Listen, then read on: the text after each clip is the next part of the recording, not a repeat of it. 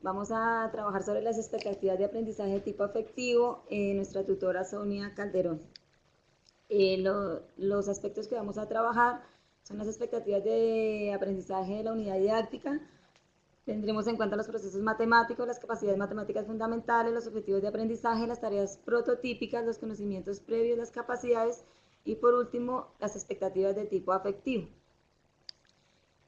Con respecto a las expectativas de aprendizaje de la unidad didáctica, nosotros buscamos crear conciencia en el estudiante del movimiento de rotación, que él asocie este movimiento con diferentes fenómenos, que diferencie el movimiento de rotación de los demás movimientos isométricos y que maneje unas habilidades y unas herramientas que le permitan darle significado de este tema para cada uno de los estudiantes.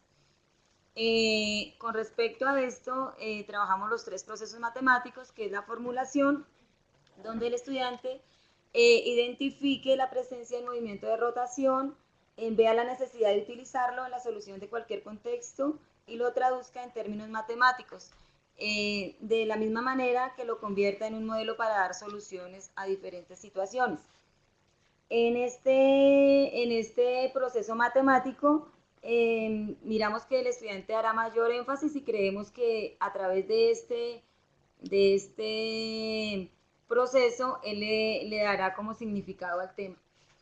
En el otro proceso, emplear conceptos, pues es que el estudiante sea capaz de justificar y dar soluciones para las situaciones que se le presenten, y en la interpretación que el estudiante justifique y dé razones de por qué obtuvo estos resultados. Con respecto a las capacidades matemáticas, las enumeramos todas, aunque algunas de ellas no se hacen tan presentes en el desarrollo de nuestro tema. En la parte de comunicación, pues que el estudiante sea capaz de explicar y de justificar los resultados que se obtuvieron de acuerdo a lo que se le esté pidiendo. En la parte de matematización, acá pues no se hace tan evidente nuestro tema. Nosotros no trabajamos ecuaciones matemáticas ni trabajamos algoritmos matemáticos, pero sí en la parte donde tienen que tener en cuenta las convenciones que tiene nuestro tema. En la parte de representación es como donde más hacemos énfasis, y es donde buscamos que el estudiante represente y manipule diferentes situaciones donde esté presente el movimiento de la rotación. Para el razonamiento y la argumentación, que en el momento de dar la respuesta el estudiante sea capaz de comprobar y justificar si la respuesta es correcta o no, teniendo en cuenta que lo que más vamos a trabajar es en el sistema de representación en el plano cartesiano, más que en otros fenómenos. En el diseño de estrategias, nosotros pues a través del desarrollo de las diferentes tareas, pues hay diferentes diseños de estrategias que él puede implementar y que al final pues puede dar fe de cuáles son de pronto más fáciles para ellos y que han apropiado más los conceptos. En la utilización de operaciones de lenguaje simbólico, formal y técnico, la primera parte de operaciones, como ya les comenté, casi no se hace presente, y la parte de lenguaje simbólico, formal y técnico, lo relacionado con la rotación. Y la utilización de herramientas matemáticas, pues es lo que ellos utilizan. Vamos a utilizar la regla y el transportador en la parte de matemática, en la parte de software dinámico también.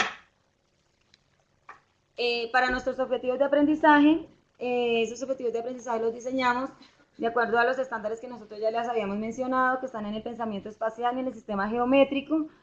Teniendo en cuenta, nosotros nos basamos en el contexto fenomenológico, que es la generación de superficies por rotación. ¿Por qué decidimos este? Porque este es el que se presenta con mayor claridad o se presenta en dos dimensiones, mientras que los otros dos sistemas, que eran con movimiento circular uniforme, esos ya es más vivenciable en tres dimensiones. A este sistema de representación pues lo trabajamos también en las tres subestructuras, por el centro de rotación, por el vértice de rotación y por un punto externo. Para el primer objetivo, nosotros buscamos con estos objetivos que pues nos dimos cuenta que el estudiante pues está expuesto a diferentes situaciones, en las diferentes áreas del conocimiento está presente el movimiento de rotación, ellos no lo hacen evidente, entonces nosotros lo que quisimos fue que ellos de pronto le den esta apropiación y le diseñamos dos objetivos. El primer objetivo está basado en solucionar diferentes situaciones problema, identificando el movimiento de rotación y su representación en el plano cartesiano mediante el empleo de herramientas matemáticas como la regla y el transportador. Para este objetivo, nosotros diseñamos una tarea que la llamamos logotipo. Las capacidades que debe tener el estudiante previas es conocer los números naturales, identificar el opuesto del número natural, también dibujar el plano cartesiano, en el plano cartesiano ubicar también un punto, entre muchas más, son 25 creo que las que nosotros escribimos. Esta tarea consta de, la planteamos en un colegio, un profesor, en el día artístico el profesor invita a un reconocido diseñador gráfico para que haga la exposición de estos logotipos. Él lo va a hacer como en un mural. Con respecto a eso, entonces les hicimos las preguntas. Entonces dice, en el primero queremos que el estudiante identifique cuáles entre todos estos hay movimiento de rotación. En el segundo hay un niño muy inquieto que llamamos Juan y el niño hizo esta afirmación. Entonces hay parte de la afirmación que es verdadera y hay parte de la afirmación que es falsa. Y le pedimos al estudiante que escriba si la afirmación hecha por Juan es correcta o no y que justifique la respuesta. En la tercera, encontré los logotipos están con un nombre, con una letra. Entonces pedimos específicamente en el G, en el I y en el N que el estudiante encuentre con el transportador el ángulo de rotación. Y en el punto D pedimos que, teniendo en cuenta lo que ellos vieron anteriormente, determinen el centro de rotación, específicamente estos tres logotipos. Para nuestro objetivo 2, que es generar teselados, mosaicos o vitrales, a partir de la rotación de figuras geométricas, las capacidades que él debe tener son todo lo que se vio en el objetivo 1. Todo lo que se vieron de los elementos, que él sepa rotar figuras, que sepa medir ángulos, todo, porque en este objetivo nosotros quisimos, aquí se les va a enseñar todos los elementos de la rotación. Y acá lo que queremos es que él ponga en práctica lo que se le enseñó. Y las capacidades a desarrollar, pues sería que él haga recubrimiento de superficies, que es lo de los teselados, y otras capacidades que están ahí escritas. Para la tarea 2, la llamamos teselado. En los teselados, esta está en dos partes. La primera parte, aquí damos la definición, un breve concepto de teselado.